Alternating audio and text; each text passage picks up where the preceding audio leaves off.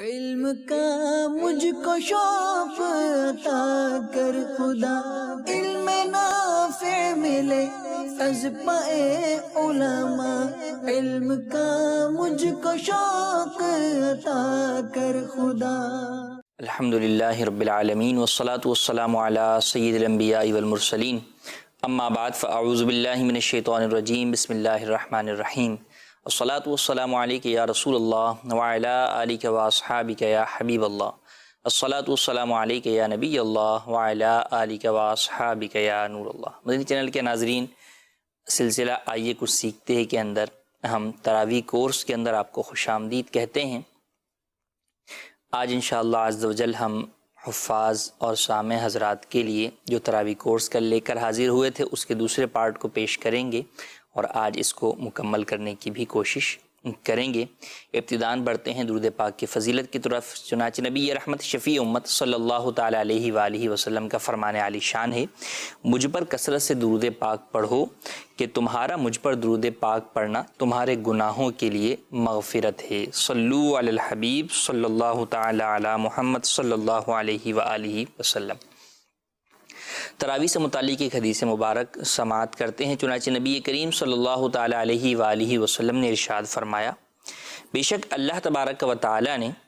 رمضان کے روزے تم پر فرض کیے اور میں نے تمہارے لیے رمضان کے قیام کو سنت قرار دیا، اور قیام سے مراد یہاں پر تراویح ہے۔ فرمایا لہذا جو شخص رمضان میں روزے رکھے اور ایمان کے ساتھ ثواب حاصل کرنے کی نیت سے قیام کرے یعنی تراویح پڑھے تو وہ اپنے گناہوں سے ایسے نکل گیا جیسے ولادت کے دن اس کو اس کی ماں نے جنا تھا۔ تراویح ایک بہت بہترین عبادت ہے اور ماہ رمضان کی مخصوص عبادات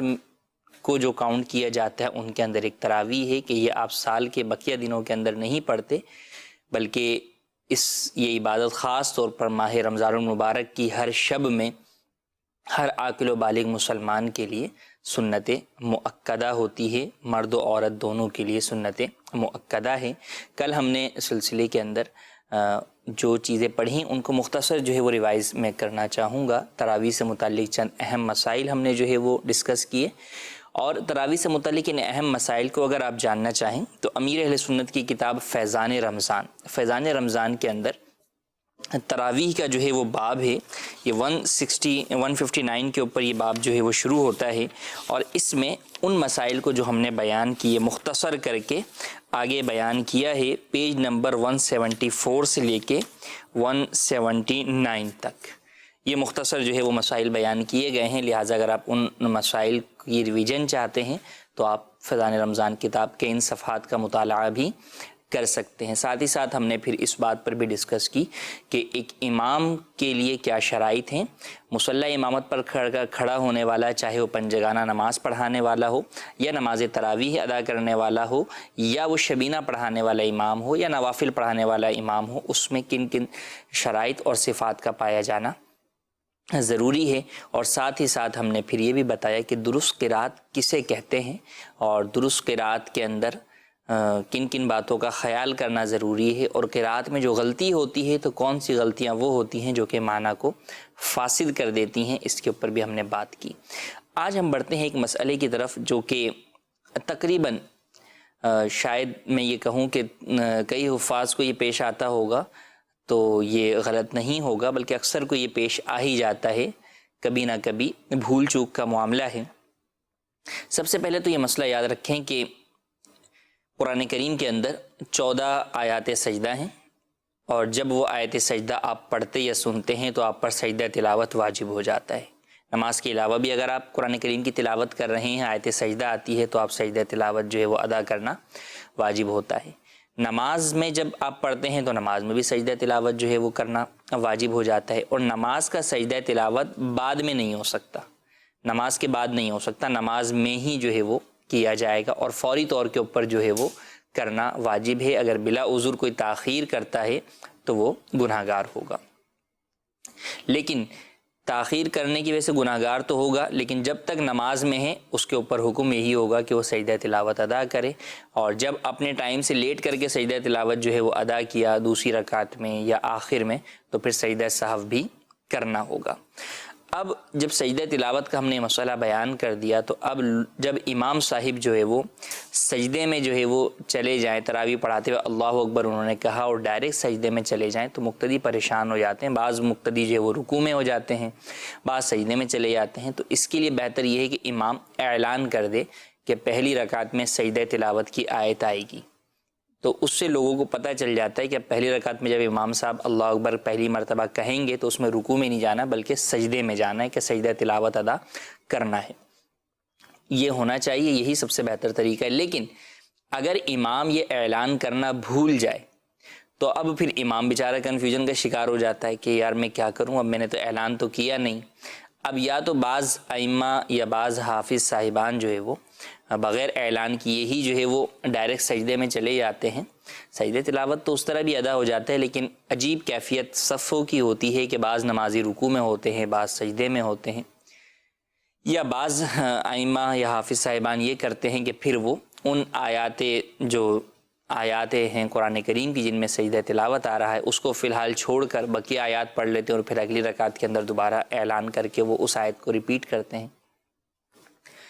اب اس کے اندر حل کیا ہے کہ اگر آپ اعلان کرنا بھول جائیں تو پھر کیا کریں؟ سجدہ تلاوت کے بعد اگر امام نے رکوع کر لیا اور رکوع کے اندر اس نے سجدہ تلاوت ادا کرنے کی نیت کر لی تو بھی سجدہ تلاوت ادا ہو جاتا ہے۔ یہ ہے ایک مسئلہ۔ لیکن امام تو نیت کر لے گا، لیکن امام نے جو نیت کی کیا پیچھے مقتدی بھی نیت کر پائیں گے؟ انڈرسٹوڈ سی بات ہے کہ کئی مقتدیوں کو یہ پتہ ہی نہیں ہوگا کہ امام صاحب نے سجدہ تلاوت کی آیت جو ہے تلاوت کی ہے۔ تو جب وہ نیت نہیں کریں گے اور امام نیت کر لے گا تو امام کا تو سجدہ تلاوت ادا ہو جائے گا، لیکن مقتدیوں کا سجدہ تلاوت ادا نہیں ہوگا۔ دوسرا مسئلہ یہ ہے کہ جس طرح رکوع کرنے سے سجدہ تلاوت ادا ہو جاتا ہے، اسی طریقے سے سجدہ کرنے سے بھی سجدہ تلاوت ادا ہو جاتا ہے۔ سجدہ کرنے سے مراد سجدہ نماز، کہ اگر امام نے آیت سجدہ پڑھی اور اس کے بعد 3 آیات سے زیادہ نہیں پڑھی، اس سے پہلے ہی اسے یاد آ گیا یا سجدہ تلاوت پہ ہی اسے یاد آ گیا، تو اب امام صاحب اللہ اکبر کہہ کر رکوع میں چلے جائیں، نماز کا رکوع کریں اور اس رکوع میں سجدہ تلاوت کی نیت نہ کریں، کھڑے ہوں، قوما کریں اور پھر سجدے میں چلے جائیں۔ تو اب جب یہ سجدے میں چلے جائیں گے تو اب اس سجدے سے نماز کا سجدہ بھی ادا ہو جائے گا اور سجدہ تلاوت بھی ادا ہو جائے گا، اور اب نیت کی بھی حاجت نہیں رہے گی کہ اس سجدہ نماز سے سجدہ تلاوت بھی ادا ہو جائے گا، تو نہ مقتدیوں کو اس سجدہ نماز میں سجدہ تلاوت کی نیت کرنے کی حاجت ہے، نہ ہی امام کو۔ تو لہٰذا اگر کوئی امام بھول جائے تو اسے چاہیے کہ وہ 3 آیات سجدہ تلاوت کے بعد ادا نہ کرے، بلکہ سجدہ تلاوت ادا کرتے ہی یا اگر ایک آدھ آیت اوپر پڑھ لی ہے تو وہ پڑھ کر رکوع میں چلے جائے، مگر اس رکوع میں سجدہ تلاوت کی نیت ہرگز نہ کرے، اور پھر کھڑا ہو جائے، قوما کرے اور پھر سجدے میں جائے، تو اس سجدہ نماز سے ہی مقتدی اور امام سب کا ہی سجدہ تلاوت ادا ہو جائے گا۔ اور اس مسئلے کو بعد میں نمازیوں کو بیان بھی کر دے، کیونکہ بسا اوقات نمازیوں کو یہ تشویش ہوتی ہے کہ جناب ہماری تو پوری تراویح کے اندر 14 سجدے ہوئے ہی نہیں، یا آج تو فلاں پارہ امام صاحب نے پڑھایا ہے لیکن سجدہ جو ہے وہ ہوا ہی نہیں۔ تو لہٰذا ان کی بھی پریشانی کو دور کرنے کے لیے بہتر یہ ہے کہ یہ مسئلہ بھی ان کو سمجھا دیا جائے، اگر کہیں پر یہ صورتحال درپیش ہوئی ہے تو وہاں پر یہ مسئلہ بتا کر عوام کو بھی پریشانی سے نکالا جا سکتا ہے۔ تو سجدہ تلاوت کا اگر اعلان کرنا بھول جائیں تو اس میں سجدہ تلاوت اس طریقہ کار کے مطابق حافظ اختیار کر سکتے ہیں۔ اب ہم بڑھتے ہیں نماز کے مکروہات اور مفسدات کی طرف۔ نماز کے مکروہات اور مفسدات اگر آپ جاننا چاہیں تفصیل سے تو امیر اہل سنت کی کتاب نماز کے احکام میں آپ مطالعہ کر سکتے ہیں، لیکن یہاں پر ہم چند ان مفسدات کا ذکر کرتے ہیں اور مکروہات کا ذکر کرتے ہیں کہ جو عموماً جو ہے وہ پائے جاتے ہیں۔ اس میں ایک یہ کہ بس تراویح کی نماز چونکہ تلاوت اس میں زیادہ ہوتی ہے تو کافی لمبی جو ہے وہ قرات ہو جاتی ہے، تو اب یہ ایک رکن ہوتا ہے۔ رکن کسے کہتے ہیں؟ قیام ایک رکن ہے، رکوع ایک رکن ہے، سجدہ ایک رکن ہے، یہ سب ایک رکن ہے۔ اب قیام چھوٹا ہوگا تو وہ رکن چھوٹا ہو گیا، لیکن اگر قیام بڑا ہو گیا تو وہ ایک ہی رکن قرار پائے گا، وہ زیادہ رکن قرار نہیں پائیں گے۔ تو ایک رکن میں امام کو یا کسی بھی نمازی کو 3 مرتبہ سے کم تو کھجانے کی اجازت ہے، یا کوئی بھی عمل قلیل یعنی چھوٹا عمل کرنے کی اجازت ہے۔ مثلا یوں کھجا لیا، یا اگر مائک امام صاحب کا کچھ دور ہو گیا تو اسے جو ہے وہ قریب کر لیا، تو 2 مرتبہ تو کر سکتے ہیں ایک رکن میں۔ لیکن اگر 3 مرتبہ امام نے ایک رکن میں ایسا کر لیا، یا مقتدیوں نے جو ہے وہ ایک رکن میں 3 مرتبہ کھجا لیا، تو نماز فاسد ہو جائے گی، نماز ٹوٹ جائے گی۔ تو اس بات کا بھی خیال رکھنا ضروری ہے، خود امام کو بھی، کہ جب امام کی نماز فاسد ہوگی تو سبھی کی فاسد ہو جائے گی، اور مقتدیوں کو بھی، کہ اگر کسی بھی نمازی کے ساتھ ایسا معاملہ ہوا کہ اس نے اپنی ایک رکن کے اندر 3 مرتبہ جو ہے وہ کھجا لیا تو بھی نماز فاسد ہو جائے گی۔ 3 مرتبہ کھجانا جو ہے وہ کسے کہتے ہیں؟ یوں کہا جائے گا، مثال کے طور پہ آپ ہاتھ باندھ کر جو ہے وہ کھڑے ہوئے ہیں قیام میں، اب کسی کو جو ہے وہ کھجانا پڑا، اس نے کھجایا پھر ہاتھ رکھ لیا، پھر کھجایا پھر ہاتھ رکھ لیا، اور اب جب اس نے تیسری مرتبہ کھجایا تو یہ نماز فاسد ہو گئی۔ تو لہٰذا ایک رکن کے اندر ضرورتاً 2 مرتبہ تک تو کھجا سکتے ہیں، 2 سے زیادہ مرتبہ جو ہے وہ کھجائیں گے تو نماز فاسد ہو جائے گی۔ یہی مائک جو ہے وہ قریب کرنا ہے، مائک گر گیا، ہل گیا، کچھ بھی ہوا تو عمل قلیل، بات ہم کر رہے ہیں عمل قلیل کی، کیونکہ اگر کوئی ایک ایسا عمل کیا کہ جسے دور سے دیکھنے والا اس عمل کی وجہ سے اسے نماز میں نہ شمار کرے، وہ اگر آ کر دیکھے تو وہ یہ نہ سمجھے کہ یہ نماز میں، بلکہ وہ یہ سمجھے کہ نہیں یہ نماز تو نہیں پڑھ رہا، کوئی ایسا اگر کوئی شخص کام کر رہا ہے تو اسے عمل کثیر کہا جاتا ہے۔ عمل کثیر جو ہے وہ ایک مرتبہ بھی ہو تو نماز کو فاسد جو ہے وہ کر دیتا ہے۔ مثال کے طور پہ کوئی شخص جو ہے وہ آ رہا ہے اور نمازی جو ہے وہ نماز کے اندر جو ہے وہ اپنے واسکٹ کے جو ہے وہ بٹن جو ہے وہ سارے لگا رہے ہیں، تو انڈرسٹوڈ سی بات ہے، یہ جو آنے والا ہے وہ دیکھ کے کبھی بھی اسے نماز میں شمار نہیں کرے گا۔ تو لہٰذا اگر عمل کثیر ایک مرتبہ بھی ہوگا تو نماز فاسد ہو جائے گی، اور اگر عمل قلیل ہے، چھوٹا عمل ہے، تھوڑا عمل ہے، اگر وہ 2 مرتبہ ہوگا ایک رکن میں تو نماز فاسد نہیں ہوگی، البتہ 2 سے زائد ہوگا، تیسری مرتبہ ہوگا تو نماز فاسد ہو جائے گی۔ اگر کبھی ایسا ہو جائے امام سے غلطی میں ہو جائے تو وہ فوری طور پہ نماز توڑ دے، کہ نماز تو ٹوٹ ہی چکی ہے، لہذا اعلان کر دے کہ یہ نماز دوبارہ یہ رکعت پڑھی جائیں گی۔ یوں ہی اگر کسی مقتدی سے پیچھے ایسا معاملہ ہو کہ اس کو پتہ ہے میری تو نماز ٹوٹ گئی ہے، تو اب وہ صف کے اندر شرما شرمی میں کھڑا نہ رہے، بلکہ دوبارہ اللہ اکبر کہہ کر جو وہ نیت باندھ کے دوبارہ امام کے ساتھ شامل ہو۔ اگر ایک رکعت گزرنے کے بعد یہ واقعہ ہوا تو پھر امام کے سلام پھیرنے کے بعد وہ مسبوق مقتدی کی طرح اپنی ایک رکعت کھڑے ہو کر دوبارہ پڑھے گا۔ یوں ہی اگر ایک رکعت پر سلام پھیر لیا یا 3 رکعت پر جو ہے وہ سلام پھیرا اور دوسری کے اوپر جو ہے وہ بیٹھا نہیں تھا، تو اب سلام پھیرنے کے بعد جو ہے وہ اگر کوئی ایسا کام کر لیا جو کہ نماز کو فاسد کرنے والا ہے تو اس صورت کے اندر بھی نماز فاسد ہو جائے گی۔ اگر سلام پھیرا اور یاد آ گیا اور پھر فوراً جو ہے وہ کھڑا ہو گیا اور ایک رکعت جو ہے وہ اور پڑھ لی اور پھر آخر میں سجدہ سہو کر لیا تو نماز ہو جائے گی۔ لیکن اگر سلام پھیرنے کے بعد امام صاحب نے جو ہے پیچھے پوچھا ہاں بھائی کتنی رکعتیں ہوئی ہیں، تو اب جو ہے وہ نماز فاسد ہو گئی، اب نماز کو دوبارہ ہی پڑھنا ہوگا۔ مکروہات کی طرف جو ہے وہ ہم چلتے ہیں کہ مکروہات جو ہے وہ کیا جو ہے وہ پائے جاتے ہیں۔ مکروہات کے بھی جیسے ہم نے کہا کہ ڈیٹیل تو آپ امیر اہل سنت کی کتاب نماز کے احکام میں ملاحظہ فرما سکتے ہیں، لیکن جو عموماً صورتحال نظر آتی ہے یا لوگوں کو دیکھا جاتا ہے کہ وہ تراویح وغیرہ کے اندر اس طرح کی چیزوں میں مبتلا ہوتے ہیں، تو ان میں سے نمبر 1 دیکھیں کہ داڑھی کے ساتھ جو ہے وہ کھیل رہے ہیں، یا کپڑوں کے ساتھ جو ہے وہ کھیل رہے ہیں،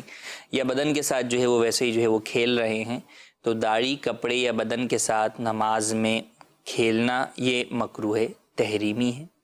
یوں ہی کپڑا سمیٹنا یا کپڑا موڑنا، کپڑا فولڈ کر کے نماز پڑھنا کہ آپ کا جو ہے وہ پائجامہ یا شلوار جو ہے وہ لمبی ہے تو اب نیفے کے پاس سے بعض لوگ جو ہے وہ اڑس لیتے ہیں، یا پینٹ لمبی ہے تو بعض لوگ نیچے کی جانب سے موڑ لیتے ہیں، تو اس حالت میں نماز پڑھنا مکروہ تحریمی ہے، یہ نماز واجب الاعادہ ہوتی ہے، اس کو دوبارہ پڑھنا لازم ہوتا ہے، تو اس حالت کے اندر نماز پڑھنا جائز بھی نہیں ہے۔ تو امام کو بھی اس بات کا خیال کرنا ضروری ہے اور مقتدی کو بھی۔ یوں ہی کاٹن کا سوٹ پہنا ہوا ہے اور رکوع سجدے میں جاتے ہوئے اس کی استری کو جو ہے وہ بچانے کے لیے آپ جو ہے وہ کپڑا سمیٹ کر جو ہے وہ اوپر اٹھا کر جو ہے وہ سمیٹ کر اسے رکوع میں جا رہے ہیں، سجدے میں جو ہے وہ جا رہے ہیں، قاعدے سے اٹھ کر جو ہے وہ آپ کپڑے کو جو ہے وہ سیٹ کر رہے ہیں، تو یہ سب جو ہے وہ کپڑے کے ساتھ کھیلنا، کپڑا سمیٹنے کی جو صورتیں پائی جاتی ہیں یہ نماز کو مکروہ کر دیتی ہیں، اور جو نماز مکروہ تحریمی کی وجہ سے مکروہ ہوتی ہے اس نماز کو دوبارہ لوٹانا واجب ہوتا ہے۔ امام کے پیچھے اگر کسی شخص سے کوئی واجب بھولے سے چھوٹ جائے تو اس شخص کے اوپر کچھ بھی لازم نہیں ہوتا کہ امام کی نماز ہی اسے کافی ہو جاتی ہے، لیکن اگر کسی مکروہ تحریمی کا آپ سے ارتکاب ہو جاتا ہے تو اب امام کی نماز آپ کو کافی نہیں ہوگی، بلکہ اب آپ کو اپنی اس نماز کو دہرانا ہوگا بعد میں۔ تو یہ مکروہات تحریمہ بھی جاننا ضروری ہے عام نمازیوں کے بھی، اور بالخصوص جو ہے وہ امام صاحبان کو بھی، حافظ صاحبان کو بھی، کہ وہ ان باتوں کا بھی خیال کرتے ہوئے نماز پڑھائیں۔ اب ہمارا اہم جو ہے وہ کورس کا پوائنٹ ہے، موضوع ہے کہ سامع لقمہ کب اور کیسے دے۔ لقمہ ایک بہت تراویح کے اندر جو ہے وہ مین ٹاپک ہوتا ہے، جناب آج امام صاحب کو اتنے لقمے ملے، امام صاحب کی آج اتنی غلطیاں آئیں، حافظ صاحب اور امام صاحب نے جو ہے وہ لقمہ دیا، حافظ صاحب کا یہ کہنا ہوتا ہے بھئی لقمہ انہوں نے غلط دیا، یا لقمہ جو ہے وہ ٹھہر کر دینا چاہیے، اور بہت ساری باتیں جو ہے وہ چل رہی ہوتی ہیں۔ تو یہاں پر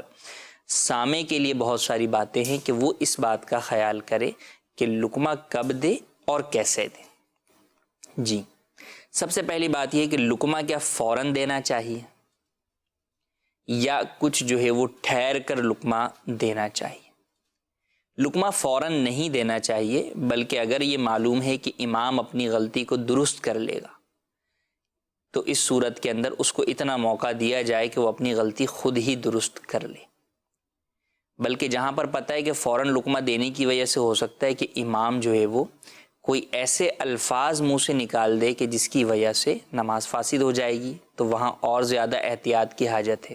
کہ بعض ائمہ پریشان ہو جاتے ہیں، تو ممکن ہے کہ بے خیالی میں ان کے منہ سے کوئی ایسا منہ کر کے جملہ جو ہے وہ نکل جائے،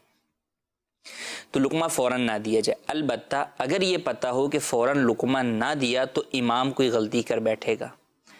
یا امام خاموش ہو گیا، اب پتہ ہے کہ لقمہ نہیں دیا تو 3 مرتبہ سبحان اللہ کہنے کی مقدار یہ خاموش کھڑا رہے گا، تو اس صورت کے اندر پھر فوراً لقمہ دیا جائے گا تاکہ نماز کو فساد سے یا کراہت تحریمہ سے بچا لیا جائے۔ لقمہ کیوں دیا جاتا ہے یہ بات بھی جاننا ضروری ہے کہ لقمہ کیوں دیا جاتا ہے۔ لقمہ فقط تراویح میں نہیں بلکہ عام نمازوں کے اندر بھی دیا جا سکتا ہے۔ لقمہ در حقیقت تو کلام ہے، بات چیت ہے کہ آپ امام کو غلطی پر متنبہ کرتے ہیں، کہ تنبیہ کرتے ہیں کہ آپ غلطی کر رہے ہیں، درست یہ ہے آپ یہ پڑھ لیں۔ یہ الفاظ تو نہیں کہے جاتے، لیکن اگر سبحان اللہ کہہ رہے ہیں تو اس کے ذریعے گویا کہ آپ بتا رہے ہوتے ہیں کہ امام صاحب کھڑا نہیں ہونا تھا، بیٹھنا تھا، یا اللہ اکبر آپ کہہ رہے ہیں تو گویا کہ آپ یہ بتا رہے ہوتے ہیں کہ امام صاحب بیٹھنا نہیں تھا، کھڑا ہونا تھا۔ تو اصلاً تو یہ بات چیت ہے اور نماز بات چیت سے فاسد ہو جاتی ہے، اس کی اجازت نہیں ہے، لیکن لقمے کے اندر ضرورتاً اس بات کی اس لیے اجازت دی گئی کہ یہاں پر مقصود اصلاح نماز ہے، لقمے کے ذریعے نماز کو درست کرنا ہے، کیونکہ اگر لقمہ نہ دیا تو نماز یا تو فاسد ہو جائے گی یا مکروہ تحریمی ہو جائے گی۔ تو نماز کو فساد اور کراہت تحریمی سے بچانے کے لیے ضرورتاً لقمہ دینے کی اجازت دی گئی۔ عام نمازوں میں عموماً جو لقمہ دیا جاتا ہے وہ امام رکوع میں جو ہے وہ امام کو کھڑا ہونا تھا دوسری رکعت پڑھ کر جو ہے وہ، اور اس نے سلام پھیر لیا، یا جو ہے وہ اس کو پہلی رکعت کے بعد کھڑا ہونا تھا لیکن وہ بیٹھ گیا تحیات کے اندر، تو یوں اس طرح کی غلطیاں ہوتی ہیں۔ لیکن عام نمازوں میں بھی اگر امام قراءت میں غلطی کر لے تو قراءت کی غلطی کا بھی لقمہ عام پنجگانہ نمازوں میں بھی دیا جا سکتا ہے۔ البتہ اگر امام نے سورہ فاتحہ پڑھ لی اور سورہ فاتحہ کے بعد 3 آیت جو ہے وہ چھوٹی پڑھ لی ہیں، تو اب لقمہ اگر اس کے بعد کوئی غلطی کرتا ہے تو 2 صورتیں، یا تو امام ایسی غلطی کرے گا جس کی وجہ سے قراءت کی وہ غلطی ہوئی کہ جس کی وجہ سے معنی فاسد ہو گئے، اور معنی فاسد ہو جائیں گے تو نماز فاسد ہو جائے گی، تو ایسی غلطی کا تو بتا دینا عام پنجگانہ نمازوں کے اندر بھی جو ہے وہ فرض ہے۔ اور اگر ایسی غلطی نہیں ہے بلکہ امام نے درمیان میں ایک آیت چھوڑ کر اگلی کوئی دوسری آیت جو ہے وہ پڑھ لی، تو اس صورت کے اندر عام پنجگانہ نمازوں کے اندر بتانا ضروری نہیں ہے، اس کو چھوڑا بھی جا سکتا ہے کہ نماز میں کوئی فساد نہیں آ رہا۔ البتہ تراویح میں چونکہ مقصود یہ ہے کہ پورا قرآن کریم جو ہے وہ بالترتیب پڑھا جائے، تلاوت کیا جائے، تو یہاں پر اگر درمیان میں امام کوئی آیت چھوڑ رہا ہے تو اگرچہ وہ پہلے 10 آیتیں ہی کیوں نہ پڑھ چکا ہو، اب اس کو یہاں پر تراویح کے اندر لقمہ دیا جا سکتا ہے، اور یہاں لقمہ دینا بھی چاہیے۔ جو بعض ائمہ یہ جو ہے وہ سمجھتے ہیں یا سامع یہ سوچتے ہیں کہ امام صاحب کے سلام پھیرنے کے بعد بتا دوں گا کہ یہ غلطی ہوئی تھی،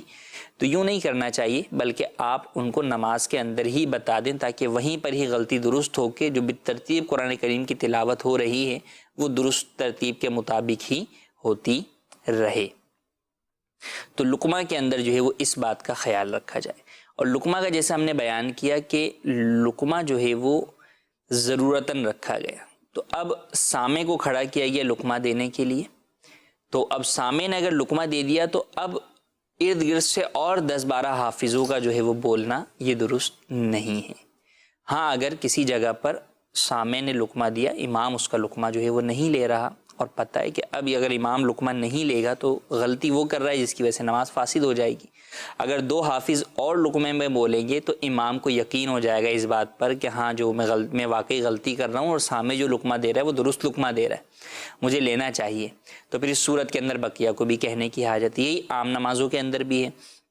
مؤذن صاحب نے امام صاحب کو لقمہ دیا، سبحان اللہ کہہ کر کے امام صاحب بیٹھنا ہے، چوتھی رکعت ہے یا دوسری رکعت ہے، اور جس مقام پر بیٹھنے کا کہنا تھا وہیں پر ہی کہا ہے، لیکن امام جو ہے وہ کنفیوژن کا شکار ہے کہ نہیں میں بھی مؤذن غلطی پر ہو، میں تو صحیح جو ہے وہ کھڑا ہوا ہوں۔ تو اب 2-4 اور مقتدیوں نے بھی اس وجہ سے لقمے کو بڑھایا کہ بھئی تاکہ امام صاحب کو یقین آ جائے کہ نہیں واقعی وہ غلطی کر رہے ہیں، ان کو اس مقام پر بیٹھنا ہی ہے، تو ان کا لقمہ دینا بقیہ مقتدیوں کا بھی درست ہے۔ لیکن بلا وجہ سب کا ہی جو ہے وہ شروع سے ہی لقمہ دینے میں شور کرنا یہ مناسب نہیں ہے۔ بعض جگہوں پر سامع مختص ہوتا ہے امام کا، حافظ کا تراویح میں، لیکن اس کے علاوہ بھی بہت سارے حافظ صاحبان جو ہے وہ اہل محلہ میں ہوتے ہیں، وہ بھی آگے کھڑے ہو جاتے ہیں اور وہ امام کو بلا وجہ جو ہے وہ ٹوکتے ہیں، نماز کے اندر پریشان جو ہے وہ کرتے ہیں۔ تو یہ کرنا جو ہے وہ ہرگز جائز نہیں ہے، اس پر ہم آگے بات کریں گے۔ اچھا، لقمہ دینے میں نیت کیا ہو؟ لقمہ دینے میں نیت جو ہے وہ لقمہ دینے کی ہی کرے، تلاوت کی نیت نہ کرے، کیونکہ سامع بھی مقتدی ہے اور مقتدی کو امام کے پیچھے تلاوت کرنا جائز نہیں ہے، تو لہٰذا لقمہ دینے میں نیت سامع جو ہے وہ لقمہ دینے کی ہی کرے، تلاوت کی نیت ہرگز نہ کرے۔ لقمہ دینے کی فرضیت کا ہم نے بیان کر دیا کہ لقمہ دینا کب فرض ہوگا، جب پتہ ہے کہ لقمہ نہ دینے کی وجہ سے نماز فاسد ہو جائے گی تو اس صورت میں لقمہ دینا فرض ہوتا ہے، اور جب پتہ ہے کہ نماز لقمہ نہ دینے کی وجہ سے مکروہ تحریمی ہو جائے گی تو پھر لقمہ دینا واجب ہو جاتا ہے۔ اور شک و شبہ کی بنیاد کے اوپر لقمہ دینا یعنی ایسی غلطی ہے جو کہ معنی فاسد نہیں کرتی،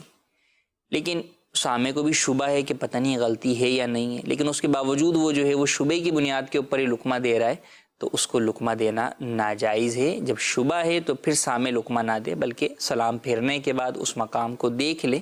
اگر واقعی غلطی تھی تو امام کو بیان کر دی جائے، اگر غلطی نہیں تھی تو پھر سامع خود ہی خاموشی اختیار کر لے گا۔ لقمہ قرآن کریم سے دیکھ کر دینا جائز نہیں ہے۔ قرآن کریم سے دیکھ کر کوئی نماز میں تلاوت کرتا ہے تو نماز ہی فاسد ہو جاتی ہے، لہذا جب وہ لقمہ دیکھ کر پڑھے گا، بولے گا تو نماز اس کی فاسد ہو جائے گی، اور جب اس کی نماز فاسد ہو جائے گی تو امام نے اگر اس کا لقمہ لے لیا تو امام نے ایسے شخص کا لقمہ لیا جو کہ نماز میں نہیں تھا۔ امام لقمہ اپنے مقتدی کا ہی لے سکتا ہے، کسی دوسرے مقتدی کا یا نماز سے باہر کسی شخص کا اگر لقمہ لے گا تو نماز فاسد ہو جائے گی۔ بلا وجہ لقمہ دینا، بے محل لقمہ دینا، اس کی بھی صورتیں ہوتی ہیں، جیسے کہ امام جو ہے وہ کھڑا ہو رہا ہے یا بیٹھ رہا ہے، اس میں جو غلطیاں ہوتی ہیں رکوع قعدے میں بیٹھنے کی، اٹھنے کی، یہاں پر بھی بعض لوگ جو ہے وہ لقمہ دیتے ہیں، لیکن وہ لقمہ غلط ہوتا ہے۔ جسے لقمے کا مقصد ہے کہ نماز کو آپ نے مکروہ تحریمی سے بچانا ہے، فساد سے بچانا ہے۔ اب اگر امام نے جو کام کیا اس کی وجہ سے نماز میں سجدہ سہو اس پر لازم ہو گیا، تو اب امام کو لقمہ دینا اسی چیز کا یہ بے محل ہو جاتا ہے۔ اس کی مثال یوں لے لیجئے، جو ماہ رمضان کے اندر پیش آ جاتا ہے، خاص طور پہ پہلے جو ہے وہ روزے کو ہی فرسٹ جو ہے وہ وطر کی جماعت ہوتی ہے، امام صاحب جو ہے وہ تیسری رکعت کے اندر اللہ اکبر کہہ کے رکوع میں چلے گئے، دعائے قنوت نہیں پڑھی، اب پیچھے سے مقتدی لقمہ دے رہا ہے، تو یہ لقمہ دینا اس کا بے محل ہے۔ کیونکہ جب امام رکوع میں چلا گیا تو اب اسے لوٹ کر آنا جائز نہیں ہے دعائے قنوت پڑھنے کے لیے، بلکہ اس کے لیے حکم یہ ہے کہ رکوع کے بعد سجدہ کرے اور آخر میں سجدہ سہو کر لے تو اس کی نماز ادا ہو جائے گی۔ تو لہذا جب نماز ادا ہو جائے گی تو اب جو ہے وہ سجدہ سہو تو اس کے اوپر لازم ہو گیا، تو لہٰذا امام کو پلٹ کر نہیں آنا چاہیے، اور لقمہ دینے والے کا لقمہ دینا بھی یہاں پر بے محل ہے۔ سامع کے علاوہ بھی کیا کوئی شخص لقمہ دے سکتا ہے؟ جی ہاں، بالکل دے سکتا ہے۔ اگر سامع غلطی نہیں بتا رہا تو ہر نمازی کو یہ اختیار ہے کہ وہ غلطی بتا سکتا ہے، جسے پتہ ہو کہ واقعی یہ غلطی ہے اور وہ درست غلطی کروانا بھی جانتا ہو، اسے آتا بھی ہو۔ تو یہ نہیں کہ جناب سامع ہی غلطی بتائے گا، نہیں، اگر سامع غلطی چھوڑ رہا ہے تو کوئی دوسرے حافظ صاحب بھی بتا سکتے ہیں، البتہ وہ حافظ بتانے میں ایک تو اچھی نیت رکھے، اپنا حافظ ہونا جتلانا مقصود نہ ہو، امام کو پریشان کرنا مقصود نہ ہو، نیز یہ نہ ہو کہ جناب وہ 10ویں صف سے کھڑے ہو کے جو ہے وہ لقمہ دے کہ امام کو اس کی آواز ہی سمجھ میں نہ آئے۔ تو لہٰذا لقمہ اس وقت دیں کہ آپ کے لقمے کی آواز امام تک جو ہے وہ بآسانی پہنچ جائے، تو اس صورت میں آپ لقمہ دے سکتے ہیں کہ اگر سامع لقمہ نہیں دے رہا، اور اگر سامع لقمہ دے رہا ہے تو پھر بلا وجہ آپ کو لقمہ دینے کی حاجت نہیں ہے۔ حافظ کو پریشان کرنے کے لیے لقمہ دینا کیسا؟ یہاں پر سیدی اعلیٰ علیہ الرحمہ کا یہ فتویٰ جو ہے وہ ملاحظہ کر سکتے ہیں تمام ہی جو ہے وہ حافظ صاحبان، کہ آپ ارشاد فرماتے ہیں کہ قاری یعنی پڑھنے والے کو پریشان کرنے کی نیت سے لقمہ دینا حرام ہے۔ آج کل بہت سے حفاظ کا یہ شیوہ ہے کہ وہ بلا وجہ لقمہ دے دیتے ہیں پریشان کرنے کی نیت سے۔ فرماتے ہیں کہ یہ بتانا نہیں بلکہ در حقیقت یہودیوں کے اس فعل میں داخل ہے جس کا ذکر قرآن کریم کے اندر ہے، اور وہ کیا ہے کہ اللہ تبارک و تعالیٰ قرآن مجید میں ارشاد فرماتا ہے لا تسمعوا لہذا القرآن والغوا فیہ، کافر کہتے ہیں یہ قرآن نہ سنو اور اس میں بیہودہ غل شور کرو۔ تو اپنا حفظ جتانے کے لیے ذرا ذرا شبہ پر روکنا ریاکاری ہے، اور ریاکاری حرام ہے، اور نماز میں اور زیادہ جو ہے وہ حرام ہے۔ تو لہٰذا اگر آپ حافظ ہیں تو آپ کو امام محلہ کو، حافظ کو، تراویح کے امام کو، یا کسی کو بھی اس طرح نماز میں پریشان نہیں کرنا چاہیے۔ جہاں غلطی ہو وہیں پر جو ہے وہ آپ بیان کریں، اپنا حفظ جو ہے وہ ہرگز نہ جتلایا جائے۔ سامع کے علاوہ بھی لقمہ دے سکتے ہیں، اور یہاں یہ بات بھی یاد رہے کہ نابالغ بچہ بھی لقمہ دے سکتا ہے۔ نابالغ امامت تو نہیں کرا سکتا تراویح کی بالغوں کی، لیکن اگر مقتدیوں میں ایسا نابالغ بچہ ہے جو سمجھدار ہے، نماز پڑھنا جانتا ہے، نماز پڑھ رہا ہے امام کے پیچھے درست طریقے سے،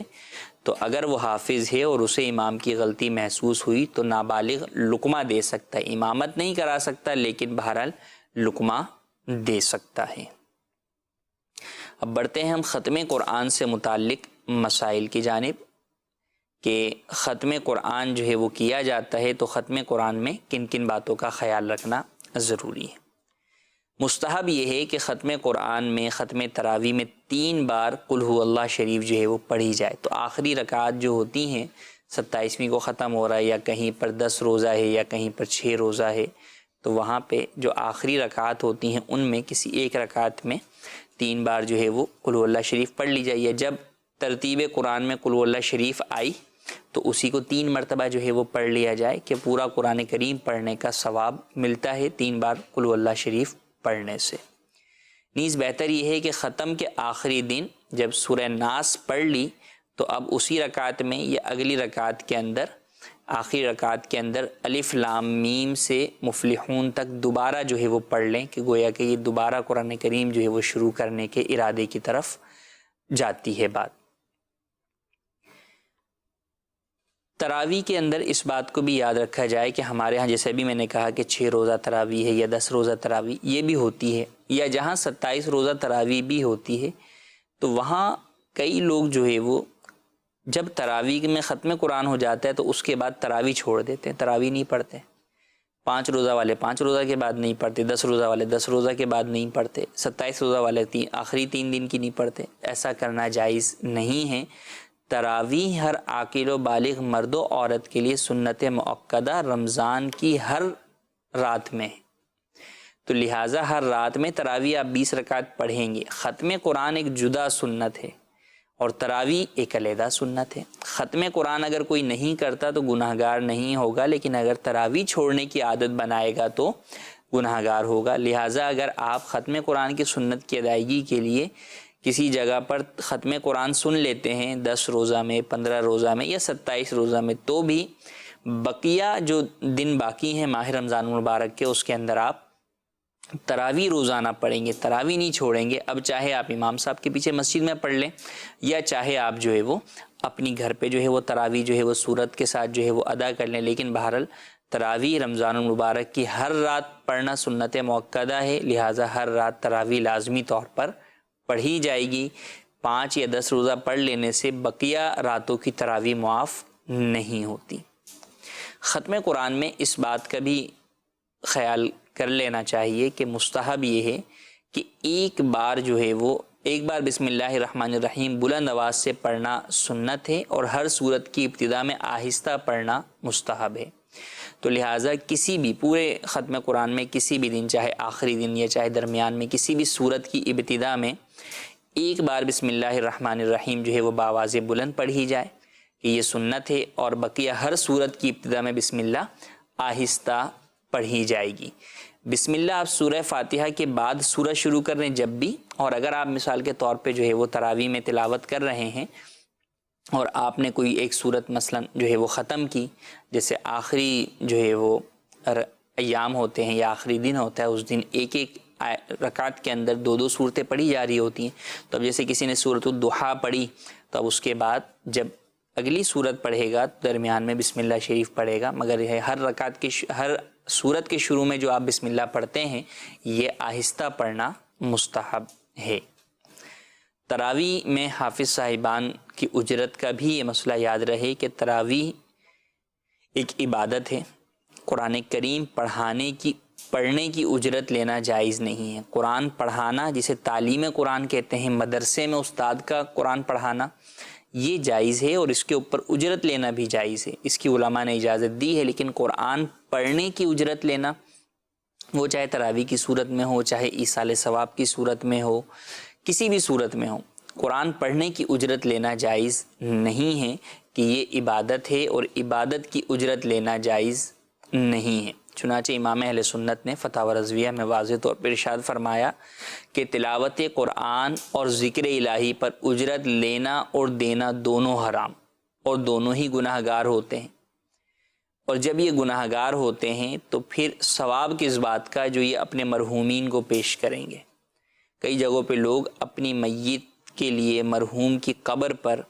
قرآن کریم روزانہ ایک پارہ پڑھوانے کے لیے کسی حافظ صاحب کو مقرر کرتے ہیں، اور اس ایک پارہ پڑھنے کے ان کو 40 دن کے بعد کچھ پیسے طے کرتے ہیں، وہ دیتے ہیں۔ یہ جائز نہیں ہے کہ قرآن کریم کی اجرت لینا، پڑھنے کی اجرت لینا، یہ جائز نہیں، اور جو پڑھا اس کا ثواب بھی نہیں ملے گا، گناہ ملے گا۔ تو گناہ ملا تو پھر میت کو کیا ایصال ثواب کیا؟ میت کو تو ثواب ایصال کیا جائے گا، جب ثواب ملے ہی نہیں تو پھر کیا ایصال کریں گے؟ تو ایسا کرنا جائز نہیں ہے۔ اب اگر کوئی شخص جو ہے وہ اجرت لینا چاہے، سب سے بہتر تو یہ ہے کہ فی سبیل اللہ جو ہے وہ تراویح جو ہے وہ پڑھائیں، لیکن اگر کوئی لینا چاہے تو اس کا جائز حیلہ یہ ہے کہ 2 حیلے ہیں۔ فرسٹ تو یہ کہ حافظ صاحب انکار کر دیں کہ میں کچھ بھی نہیں لوں گا، کمیٹی انکار کر دے کہ ہم آپ کو کچھ بھی نہیں دیں گے، فی سبیل اللہ جو ہے وہ تراویح پڑھائیے۔ اب امام صاحب نے یا حافظ صاحب نے تراویح پڑھا دی، اب 27ویں کو یا جب بھی ختم قرآن ہو تو مسجد انتظامیہ اپنی طرف سے خدمت امام کی کر دیتی ہے تو یہ جائز ہے کہ جب پہلے انکار کر دیا تھا تو اب یہ اجرت نہیں ہے بلکہ یہ در حقیقت ایک خدمت جو ہے وہ ہوگی جس کا اجرت سے کوئی تعلق نہیں. ایک یہ جائز صورت ہے. دوسری صورت یہ ہے کہ حافظ صاحب سے وقت کا اجارہ کر لیا جائے کہ آپ آج جو ہے وہ ماہ رمضان المبارک کی پہلی تاریخ سے لے کے 27ویں تک یا 28ویں تک یا 29ویں تک جتنے بھی دنوں کا آپ نے ان سے رات جو ہے وہ 8 سے لے کے 9 بجے تک جو ہے وہ آپ سے اجارہ ہے کہ اس وقت کے اندر ہم آپ سے کوئی بھی کام آپ کے منصب کے مطابق لیں گے اور اس کی اتنی اجرت ہے. اجرت طے کرنا ضروری ہے تو اجرت طے کر لی جائے. اب اس وقت میں یہاں پر اجارہ جو ہے وہ وقت پر ہوا ہے, کسی کام پر نہیں ہوا, کسی ایسے کام پر نہیں ہوا کہ جو کہ عبادت ہے. تو یہاں پر قرآن کریم پڑھنے پر اجارہ نہیں ہوا. اب بعد میں مسجد انتظامیہ یہ کہہ دے کہ اس وقت کے اندر جو ہم نے آپ سے اجارہ کیا تھا آپ ہمیں تراویح میں قرآن مجید جو ہے وہ سنائیے. تو یوں اس طرح ہیلے کے مطابق اگر جو ہے وہ اختیار کریں گے تو یہ جائز ہوگا, ورنہ یہ جائز نہیں ہوگا. تو تراویح کی اجرت کے اندر اس بات کا خیال رکھنا بھی ضروری ہے. کچھ کالز بھی ہیں, ہم انہیں بھی جو ہے وہ شامل سلسلہ کرتے ہیں. جی کال دیجیے. محمود علی بات کر رہا ہوں باب المدینہ کراچی سے. میرا سوال مفتی صاحب سے یہ ہے کہ مسجد کی جو کمیٹی ہوتی ہے ائمہ, وہ جو حافظ صاحب ہوتے ہیں جو تراویح پڑھاتے ہیں ان کو ایک لمٹ ٹائم دیتی ہے کہ پون گھنٹے کے اندر آپ نے ایک سپارہ پڑھانا ہے اور یہ بھی اس طریقے سے. اب وہ اس تیزی سے پڑھاتے ہیں تو اس کا اگر وہ تیزی سے پڑھاتے ہیں جو سمجھ میں نہیں آتا بعض اوقات, تو اس کا وبال کیا ان کے اوپر جو انتظامیہ اس کے پاس جائے گا یا قاری صاحب کے اوپر ہوگا؟ جی جلدی کا دور ہے جناب, ہر چیز کو جو ہے وہ لوگ باؤنڈیڈ کرتے ہیں, ٹائم باؤنڈ کر دیا. امام صاحب اتنی جلدی آپ نے جو ہے وہ یہ پڑھانا ہے, ایسا کرنا ہرگز جائز نہیں ہے. مسجد انتظامیہ بھی گناہ گار ہوگی اور امام صاحب حافظ صاحب بھی گناہ گار ہوں گے اگر وہ اس طرح قرآن کریم اس میں پڑھتے ہیں کہ جو درست طریقے سے ترتیل کے مطابق نہیں شمار ہوتا, الفاظ ایک دوسرے سے حروف جدا نہیں ہوتے. تو اس طریقے سے اگر پڑھتے ہیں تو ایسا کرنا ہرگز جائز نہیں ہے. اگر کسی جگہ پر انتظامیہ جو ہے وہ یہ پابندی لگاتی ہے تو امام صاحب کو چاہیے کہ منع کر دیں کہ جناب میں نہیں پڑھاؤں گا یہاں پر تراویح. میں نے اگر تراویح پڑھانی ہے تو اللہ کے لیے پڑھانی ہے اور میں نے جس طرح قرآن کریم نازل ہوا ہے, جس طرح قرآن کریم پڑھنے کا حکم ہے اس کے مطابق ہی جو ہے وہ پڑھانی ہے. تو اس بات کا ہی خیال کیا جائے. بلکہ اگر مسجد انتظامیہ ایسی کوئی غلطی کر بیٹھتی ہے تو اہل محلہ کو, نمازیوں کو چاہیے کہ وہ انہیں سمجھائیں کہ بھئی یہاں پر ہم جو ہے وہ فارمیلٹی تراویح کی پوری کرنے نہیں آئے کہ آپ ٹائم باؤنڈ کر رہے ہیں, ہم یہاں پر نماز تراویح کی عبادت ادا کرنے آئے ہیں. تو وہ جتنے ایک مناسب وقت کے اندر ادا ہوتی ہے اتنے وقت میں امام صاحب جو ہے وہ پڑھائیں گے. تو اب اگر وہ وقت کبھی زیادہ بھی ہو سکتا ہے کبھی کم بھی ہو سکتا ہے. شروع کے ایام میں پارہ زیادہ ہوتا ہے, سوا پارہ ہوتا ہے, کہیں 1.5 پارہ ہوتا ہے تو زیادہ وقت لگتا ہے. بعد کے ایام میں جو ہے وہ پارہ کم ہوتا چلا جاتا ہے, پون پارے پہ آ جاتا ہے, 1 پارے پہ آ جاتا ہے, آدھے پارے پہ آ جاتا ہے, تو وہاں پر جو ہے وقت کم لگتا ہے. تو بہرحال اس کو ٹائم باؤنڈ ہرگز نہیں کرنا چاہیے بلکہ مسجد انتظامیہ کو چاہیے کہ اپنی آخرت کے لیے, حافظ صاحب کی آخرت کے لیے, بقیہ نمازیوں کی نماز کو بچانے کے لیے حافظ صاحب سے یہی عرض کریں کہ آپ مکمل تجوید و قرات کے مطابق جو ہے وہ حدر میں تلاوت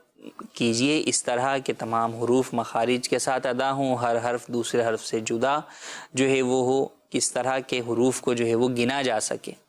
تو اس طرح کے آپ جو ہے وہ تلاوت کریے. اور جو حافظ اس طرح کی تلاوت نہ کرے اس سے انتظامیہ کو معذرت کرنی چاہیے کہ حافظ صاحب ہم نے اپنی نمازیں آپ کے سپرد کی ہیں, جب آپ تلاوت درست نہیں کریں گے تو ہماری نمازیں ضائع ہو جائیں گی. تو ہم یہاں پر اپنی نمازیں ضائع کرنے نہیں آئے بلکہ اپنی نمازوں کو درست طریقے سے پڑھنے اور اس میں قرآن کریم مکمل سننے کی سعادت حاصل کرنے کے لیے آئے ہیں. تو لہٰذا آپ اسی کے مطابق ہی پڑھائیے. تو اس بات کا ہی خیال رکھنا حافظ صاحب پر, انتظامیہ پر, امام مسجد پر اور اہل محلہ پر لازم ہے. جی مزید کال. مدنی چینل کے اس سلسلے میں میرا یہ سوال ہے, جو سجدے تلاوت کے بارے میں مفتی صاحب نے ارشاد فرمایا, تو ہمارے یہاں جو قرآن خوانی ہوتی ہے مروجہ, بہت سارے لوگ پڑھتے ہیں ایک ساتھ, تو بعد میں جس کے گھر قرآن خوانی ہوتی ہے وہ گھر والا جو ہے ایک ساتھ 14 سجدے کرتا ہے سجدے تلاوت کی, تو ایسے کیا یہ سجدے تلاوت ادا ہو جائے گی یا جس نے وہ تلاوت کی تھی اسی کو سجدہ کرنا ہوگا؟ سجدہ تلاوت اسی پر لازم ہوگا جس نے ادا کیا، جس نے تلاوت کی. یوں ہی سجدہ تلاوت سننے والے پر بھی واجب ہوتا ہے. تو اگر تو وہاں پر جو اہل خانہ تھے وہ بیٹھ کر سنتے رہے، انہوں نے 14 آیات سجدہ سنی تو ٹھیک ہے، ان پر سننے کے اعتبار سے واجب ہوگا. لیکن جنہوں نے پڑھا ہے ان پر پڑھنے کے اعتبار سے واجب ہوگا. بلکہ پڑھنے والوں کے اندر بھی ایک جو ہے وہ اپنی اس نے آیت سجدہ تلاوت کی، دوسری برابر والے کی آیت سجدہ سنی، تو اب اس پر ایک پڑھنے والا سجدہ تلاوت واجب ہے، ایک سننے والا سجدہ تلاوت واجب ہے. تو اہل خانہ کا 14 سجدے ادا کر لینے سے جنہوں نے آیت سجدہ پڑھی اور سنی ان کا سجدہ تلاوت ادا نہیں ہوگا، ان کو اپنا سجدہ تلاوت ادا کرنا ہی ہوگا. تو اس بات کا بالکل خیال رکھنا چاہیے، بلکہ شروع میں ہی اعلان کر دینا چاہیے. بسا اوقات تلاوت میں جو قرآن خوانی میں بچے آتے ہیں، ہو سکتا ہے کہ انہیں یہ مسائل معلوم نہ ہوں، ولن تو ان کے قاری صاحبان کو بھی انہیں یہ مسائل بتانے چاہیے، اور اگر نہ بھی ہوں تو کم از کم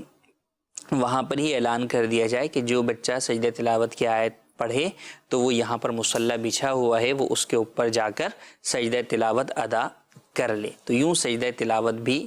ادا ہو جائے گا. تو اس طرح کا مصلی کے بغیر بھی زمین پر بھی سجدہ تلاوت ادا ہو جائے گا، لیکن ایک بچھانے سے تھوڑا سا ان کی نیت جائے گی، ان کو ریمائنڈ ہوتا رہے گا کہ ہاں یہ مصلی بچھا ہوا اس لیے کہ سجدہ تلاوت کرنا ہے. تو اس طرح وہ سجدہ تلاوت کرتے رہیں گے. جی مزید کال. میرا سوال یہ ہے کہ اگر کسی کو قرآن شریف حفظ یاد نہیں ہو تو وہ چھوٹی صورتیں نماز تراویح میں پڑھ سکتا ہے اور بنا جماعت کے تراویح پڑھی جا سکتی ہے؟ جزاک اللہ خیرہ. جی تراویح جو ہے وہ جماعت کے ساتھ پڑھنا جو ہے وہ افضل ہے، اور مسجد کی جماعت کے ساتھ پڑھنا افضل ہے، اور اس میں قرآن کریم سننے کی سعادت بھی حاصل ہوتی ہے. لیکن اگر کوئی نہیں کر سکتا تو علیحدہ بھی نماز تراویح ادا کی جا سکتی ہے. اور اگر حافظ نہیں ہے تو وہ جو قرآن کریم کی آخری 10 صورتیں ہیں، سورہ علم تری کیف سے لے کے سورہ ناس تک، سورہ فیل سے سورہ ناس تک، ان کو پڑھ سکتا ہے کہ پہلی 10 رکعت کے اندر یہ 10 صورتیں پڑھے، ہر رکعت میں ایک ایک صورت، اور پھر دوبارہ ان کو اگلی 10 رکعتوں میں ریپیٹ کر لے، تو یوں وہ پڑھ سکتا ہے. اگر کسی کو آخری 10 صورتیں بھی یاد نہیں ہیں تو اسے فقط سورہ اخلاص قل هو اللہ احد ہی یاد ہے، تو فقط قل هو اللہ احد سے بھی وہ تمام تراویح کی 20 رکعت ادا کر سکتا ہے. تراویح پڑھنی ضروری ہے، چاہے آپ سورہ اخلاص کے ساتھ پڑھیں، چاہے آپ جو ہے وہ آخری 10 صورتوں کے ساتھ پڑھیں، چاہے آپ جو ہے وہ علیحدہ پڑھیں، چاہے جو ہے وہ امام صاحب کے پیچھے پڑھیں، لیکن تراویح پڑھنی ہے. تو یہ نیت کیجئے، یہ ذہن بنائیے کہ ہم نے نماز تراویح جو ہے وہ ماہ رمضان کی کسی بھی ایک رات میں چھوڑنی نہیں. نماز تراویح 20 رکعت پوری کی پوری جو ہے وہ ہم نے ادا کرنی ہے. جو بہت زیادہ بوڑھے افراد ہیں کہ وہ کھڑے ہو کر نہیں پڑھ سکتے، یا امام صاحب کے پیچھے جو ہے وہ اتنا طویل جو ہے وہ قیام نہیں کر سکتے، تو وہ اپنی انفرادی طور پہ کھڑے ہو کے نماز تراویح ادا کر لیں. خود بھی انفرادی طور پر جو ہے وہ اتنا جو ہے وہ 20 رکعت نہیں پڑھ سکتے، ان کے گھٹنوں میں شدید تکلیف ہے، وہ بھی تراویح نہ چھوڑیں. اس وجہ سے جتنی تراویح کھڑے ہو کر پڑھ سکتے ہیں اتنی کھڑے ہو کر پڑھیں، اور جب ہمت نہ رہے، تکلیف شدید ہو، تو پھر بقیہ تراویح کی نماز بیٹھ کر پڑھ لیں، لیکن تراویح لازمی پڑھیں، تراویح ہرگز نہ چھوڑیں. جی مزید کال. محمد اسحاق اطاری لاہور سے بات کر رہا ہوں. مفتی صاحب کی بارگاہ میں عرض ہے کہ نماز کے دوران اگر کوئی امام صاحب رکوع سے اٹھتے ہوئے ایک ہاتھ سے پیچھے سے قمیض کو صحیح کریں، اور جب سجدے سے بھی اٹھیں قیام کی حالت میں ہیں تب بھی وہ قمیض کو ایک ہاتھ سے صحیح کریں، تو ان کا ہر رکعت میں، یعنی کہ ہر رکعت میں رکوع اور سجدے میں اٹھتے وقت یہ عمل کرنا کیسا؟ جزاک اللہ خیرہ. جی اگر ضرورتاً یہ کہ کپڑا جو ہے وہ پھنس گیا ہے، اس کو جو ہے وہ درست کرنے کے لیے اگر کوئی امام یا کوئی بھی نمازی جو ہے وہ اپنے کپڑے کو درست کرتا ہے ایک ہاتھ سے عمل قلیل کے ذریعے سے، تو اس میں حرج نہیں ہے. لیکن اگر بلا وجہ جو ہے وہ کرتا ہے تو پھر نماز جو ہے وہ مکروہ ہے، تحریمی جو ہے وہ ہوگی. اگر بلا وجہ جو ہے وہ کپڑے سمیٹتا ہے، کپڑے موڑتا ہے، کپڑوں کے ساتھ کھیلتا ہے، تو یہ جو ہے وہ نماز مکروہ تحریمی ہوگی. لیکن اگر وجہ کے ساتھ ہے کہ کپڑے پھنس گئے ہیں، اب ان کو جو ہے وہ درست کرنے کے لیے ایسا کرتا ہے، تو بالکل کر سکتا ہے. اس صورت کے اندر نماز میں کراہت نہیں ہوگی. یوں ہی نماز میں نماز تراویح طویل بھی ہوتی ہے، تو وہاں اس بات کا بھی خیال کرنا چاہیے کہ عام نمازوں میں بھی اور بقیہ نماز تراویح کے اندر بھی موبائل فون جو ہے وہ پہلے سے ہی ہمیں آف کر لینے چاہیے. اس کو جو ہے وہ سائلنٹ یا وائبریٹ پر بھی نہ رکھیں کہ وہ آپ کو نماز کے دوران جو ہے وہ آپ کی توجہ کو بٹائے گا. تو لہٰذا آپ اپنی توجہ مکمل جو ہے وہ نماز کی طرف رکھیں. اللہ تبارک و تعالیٰ نے جو اپنا کلام نازل فرمایا ہے، رب کا کلام سنیں. انشاءاللہ عز و جل قرآن کریم سننے کی برکت سے اللہ تبارک و تعالیٰ ہماری معاشرے کو جو ہے وہ امن و امان کا گہوارہ بنائے گا، اور جتنی بھی آفات و بلیات ہیں انہیں بھی دور فرمائے گا. ہمارے سلسلے کا وقت بھی ختم ہوا چاہتا ہے. اللہ تبارک و تعالیٰ سے دعا ہے جو سنا اسے یاد رکھنے، اس پر عمل کرنے، اسے دوسروں تک پہنچانے کی سعادت نصیب فرمائے. آمین بجاہ النبی الامین. صلو علی الحبیب صلی اللہ تعالی علی محمد صلی اللہ علیہ وآلہ وسلم. علم کا مجھ کو شوق عطا کر خدا، علم نافع ملے از پائے علماء. علم کا مجھ کو شوق عطا کر خدا.